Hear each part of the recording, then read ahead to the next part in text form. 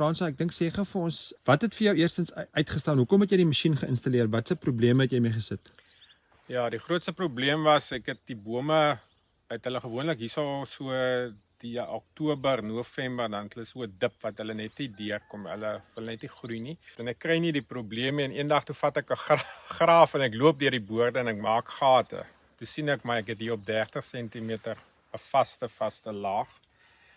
En ja, en is nat bo, maar hy's daai laag en hy kom net nie, die water kom net nie verder nie en met dit het jy baie oorbesproei en dan is dit weer te droog en so. En ja, toe ek onthou ek was by Marco Skraal by 'n praatjie van julle. Toe daai klokkie weer gelei van die masjien en toe ek hom laat insit. Ja, ek is tevrede. Die bome lyk baie beter.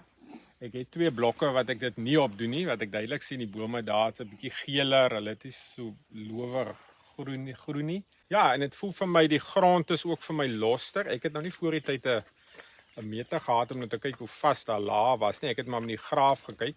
So maar nou die dag toe die pyp iewers wat stikkend was en ons maak hom oop en toe ek die man daar grawe, toe sien ek maar dit lyk tog of hierdie laag of dit beter gaan en daar's baie lekker wortels. Maar ja, ek is tevrede. Ek dink die bome lyk goed. Ek kry nogal baie komplimente ook van mense wat sê joh, die kleur is baie beter. So hulle lyk baie beter. En ja, ek sien baie uit na die nuwe seisoen. Hoe lank het dit gevat voordat jy 'n verskil gesien het in jou filters in die pompkamer?